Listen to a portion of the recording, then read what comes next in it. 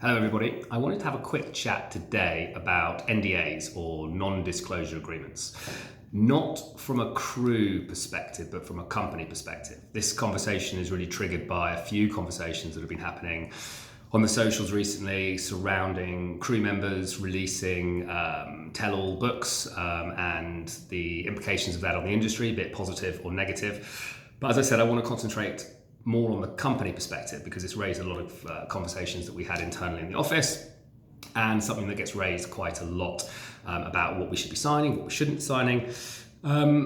So really, every project that we ever get involved in, every vessel that we ever get involved in, or I have ever been involved in across my Superyacht career, is always the most sensitive. We always get a disclaimer from the owner's rep or from the lawyer that the owner's particularly sensitive about their privacy on this vessel, which we understand, and we treat everyone's privacy, obviously, I think across the industry with a huge amount of respect and discretion. But sometimes that does get old to say that we are particularly sensitive in this case, because I would suggest that 99% of the industry is always 100% discreet and professional, and therefore we shouldn't have to caveat how professional we need to be or how sensitive the owner might be to their privacy. Now, a non-disclosure agreement has to flow in a certain direction. I've had this recently whereby we, as the receiving party for information, a professional services company, is being asked to sign a non-disclosure agreement with the people that hold the information, so that be the owner or the vessel. And they've asked for our standard agreement. That's fine. I can write an NDA for someone else to give to us. We have to think about which direction the information is flowing in. An NDA is there to protect the owner or the vessel's privacy, and therefore they should be writing what the punitive measures or the recourses are if we were to break that non-disclosure agreement. Because if I was asked to write one, I would say, yep, that's no problem. It's going to be one line. Please don't tell anyone about our boat, and if you do, we'll give you a slap on the wrist. That's clearly not going to be professionally sound and not going to be accepted, but it does illustrate why it should come from one side or from one party or the other. So have a think about which direction these NDAs are written in and if they're appropriate, which way they're flowing. They can be mutually beneficial, they can be for joint ventures and things of that nature, and sometimes those are a good starting point and then we can give it a slight slant. The other thing to bear in mind is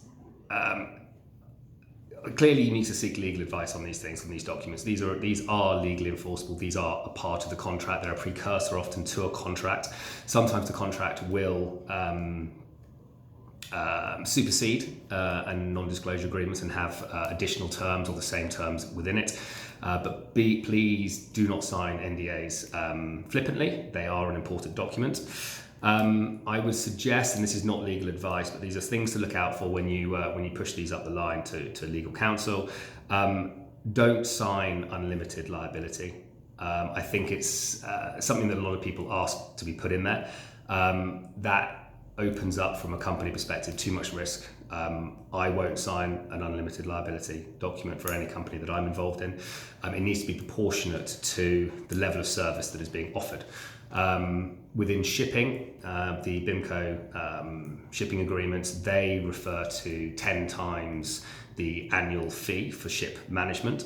Classification societies only limit their liability to the fee for the service for which they are providing. Not even a times factor there. So have a think about what's appropriate for the level of work that's being undertaken. There's also often a paragraph in there about compensation, monetary compensation not being the only factor. These clauses can look terrifying because it effectively says they can go after more than just a monetary compensation. They're relatively standard, but does illustrate why you need to seek legal advice on these and have an understanding of what's appropriate in these circumstances. I think the last thing I want to kind of touch on is the fact that an NDA doesn't actually protect anyone's data or information. An NDA threatens a course of action should you leak that information. What actually protects an owner or a vessel's information is the processes that the company has set up and the company policies within their organization to hold that data securely, be that within policies on how their team members will interact, taking photos on board, social media posts, be it how their servers are protected and encrypted, their online access. So the best course of action to protect someone's data is not through an NDA, which only threatens a course of action should data already have been lost, but actually to talk to a company about how will you protect my data and how will you protect the sensitive information that we're going to share with you, and what confidence can I have in your company or your company policies that those are going to be upheld. I think we're a way off of that yet within our sector, but I think signing a piece of paper gives people confidence, and when the owner or the vessel asks, why are we dealing with these people? Yes, they've signed an NDA.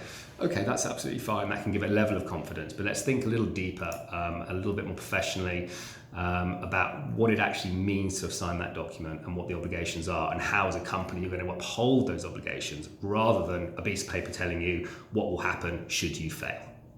Love to hear your comments and speak soon.